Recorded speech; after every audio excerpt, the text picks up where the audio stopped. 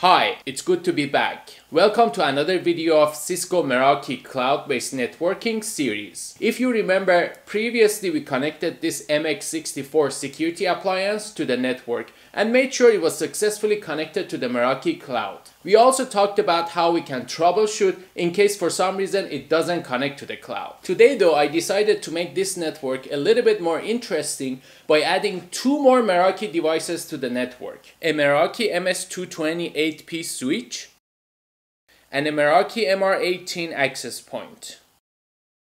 The switch is a compact layer 2 access switch. It has 10 ports, 8 gigabit Ethernet RJ45 and 2 gigabit SFP. The access point is dual radio. There is also a third radio which is dedicated to RF analytics and wireless security. Okay, let's begin and see what's what.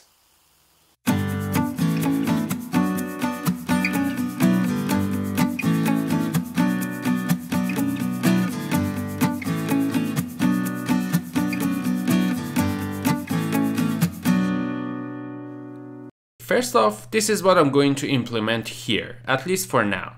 As you can see, it is not a very complicated network at all. The MX64 security appliance is the gateway of my network. That means it is responsible for NAT, connecting my local area network to the internet and vice versa. It is also going to be a DHCP server, a firewall, and a router. The switch, which is an MS220 8-port Meraki switch, is going to be connected directly to the MX. And its job obviously would be to provide wired connection for the wired devices, such as my desktop computer. It is also a PoE switch, which means if I have a PoE capable device, such as this Meraki MR18 access point, then it can be powered over the Ethernet connection to the switch, and there is no need for a power cable or power adapter or such to power the access point, which is really great and makes the installation of the access point much easier. The access point is supposed to broadcast two wireless networks, one main network for my personal use, which is going to be connecting my wireless devices to the network and internet, and one guest network to provide internet connection for my guests. I'm also going to use VLANs, so I can virtually divide my network into different segments. For example, for now I'll be using 3 VLANs. One for the wired network, one for the wireless network, and one for the network management.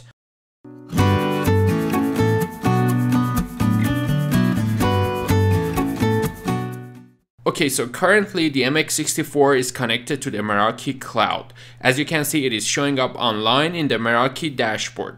If you watched my previous video in the Meraki series, you might remember that this is pretty much where we were left off in that video. We actually did the basic setup and made sure the MX64 was online and ready to be configured.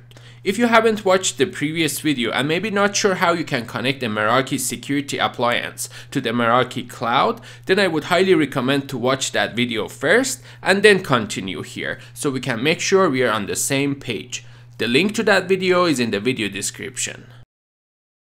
Alright, so before connecting the switch and access point to the network, I want to make sure the addressing and VLAN is configured correctly on the MX. This is actually where I would define my VLANs and subnets.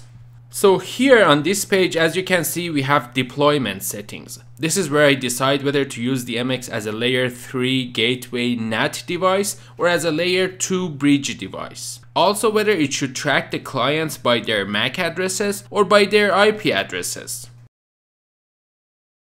I don't need to make any changes here for now, and I'm happy with the default deployment settings. In the routing section though, as you can see, the use VLANs option is disabled. The MX by default uses a single subnet, which is 192.168.128.0.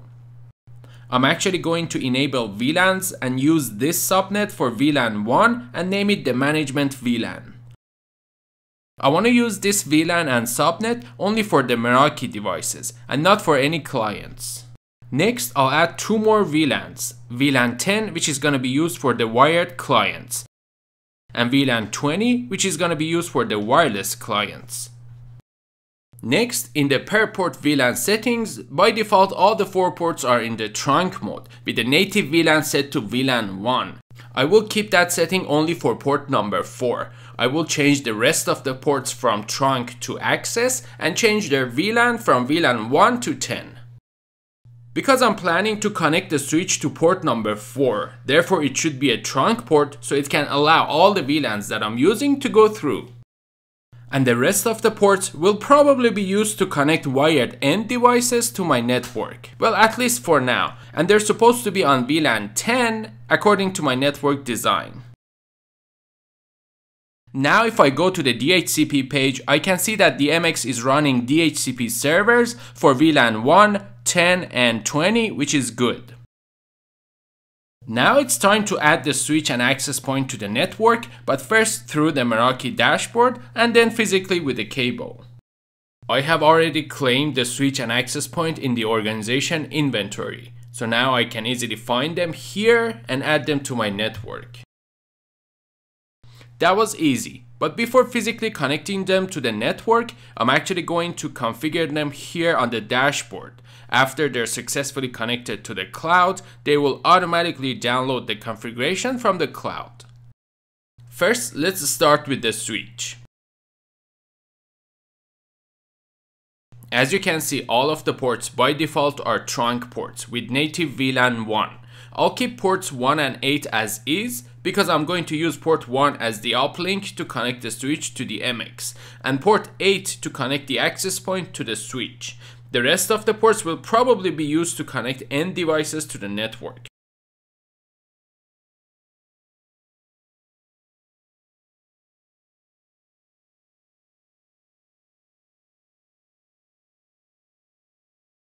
Now let's configure the access point. Here I'm going to create 2 SSIDs, one for my personal use and one for the guests.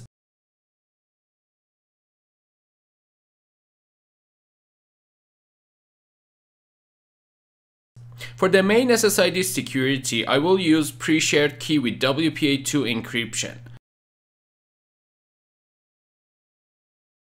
I'm also going to change the client's IP assignment to bridge mode. This way the wireless clients connected to this SSID will receive their IP addresses from the DHCP server, which is the MX here. And because I'm also going to use VLAN tagging for this SSID, the wireless clients are going to be on VLAN 20, which is my wireless VLAN. For the guest SSID security, I'm going to use pre-shared key with WPA2 encryption, but with a different password. For its client IP assignment though, I'm going to use the default NAT mode. As it says here, this way clients receive IP addresses in an isolated 10.0.0.0/8 network, not from the MX, but from the access point itself. This way they should not be able to communicate with each other, but they might be able to communicate with the wired LAN only if the SSID firewall settings permit. I don't want them to be able to access anybody on my network, so I'm gonna deny their access here. In fact, this way they can only have internet access and they cannot mess with my network.